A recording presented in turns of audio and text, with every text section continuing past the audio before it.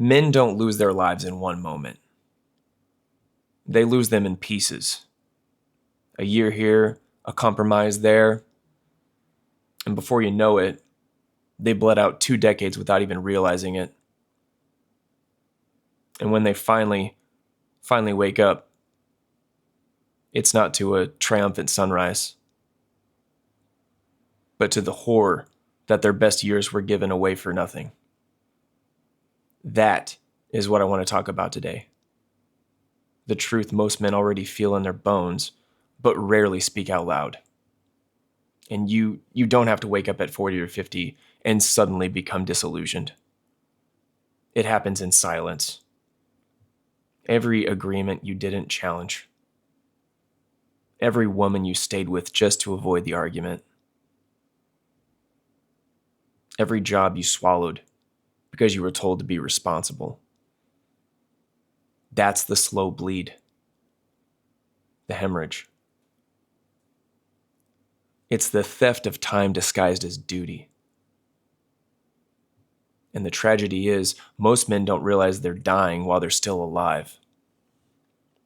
And let's be honest, most men would rather be alone than controlled.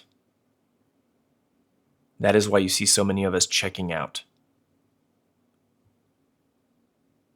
And it's not weakness, it's resistance. It's choosing solitude over suffocation. The modern world doesn't offer men brotherhood. It offers surveillance and micromanagement and conditional love. So what do men do? They retreat. Not necessarily because they hate people, but because they can't stomach one more leash around their neck. Women don't understand men's loneliness. Not really. A man's loneliness isn't about having people around him. It's about not being understood in his silence. He can be in a room full of people, full of his family, his friends, his coworkers, whatever, and still feel completely invisible.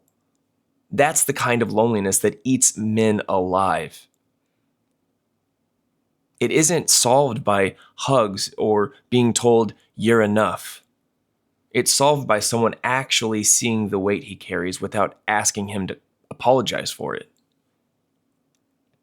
Carl Jung said that every man carries a shadow. But in our culture, men are not allowed to integrate it. Instead, we're told to suppress it and pretend it doesn't exist. And what happens? The mask grows thicker. Men put on the face of compliance, the face of the good worker, the face of the agreeable husband. Meanwhile, their soul decays in the dark. Dostoevsky understood this. He wrote men not as heroes, but as broken mirrors, reflecting both guilt and longing. That's closer to the truth of the modern man than anything you'll see on an Instagram reel. In Notes from Underground, Dostoevsky described a man who hated himself for submitting to society, yet also hated society for demanding his submission. That's every man I know. He goes to work, pays his bills, nods along in conversations that bore him to death. But inside he's underground, resentful, suffocating, yet too afraid to explode. Until one day he does. That's why midlife crises happen. They're not about cars or hair dye. They're about the unbearable tension of decades of silence finally ripping apart. Solzhenitsyn described life in the Gulag not just as a physical imprisonment, but as a war against the human soul. Men today live in a different kind of Gulag. Not one of barbed wire, but routine. Debt, bureaucracy, the constant surveillance of peers and family expectations. The gulag of a man's life is built out of being a good dad, or being a good husband, or being a good employee, while every desire of his own is treated like contraband. And the punishment for breaking the rules? Exile, divorce, alienation, poverty. Every man knows this risk, which is why he stays compliant until he rots. Nietzsche warned us, he who has a why to live can bear almost any how. The problem is, men today are given the how, but never the why. You're told how to behave, how to work, how to date, how to parent, but never why. And without that why, life becomes machinery. A man wakes up at 40 and realizes he's been living someone else's life, serving someone else's script. And in that moment, when he finally sees it, he's either destroyed by despair or reborn in defiance. This is the brutal truth. The clock starts ticking at 40. You either awaken or you stay asleep until death. Because at 40, you can't afford illusions anymore.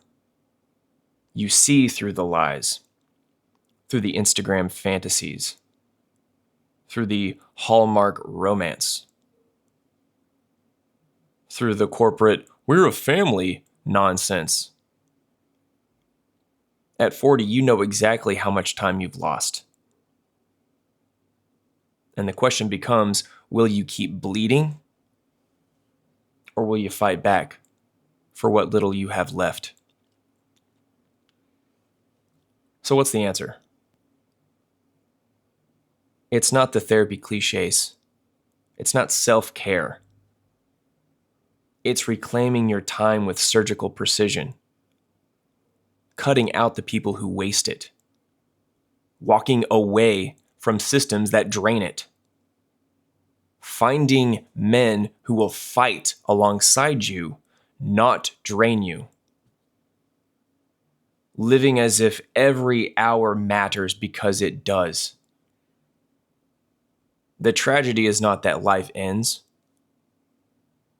The tragedy is that most men never live while they're here.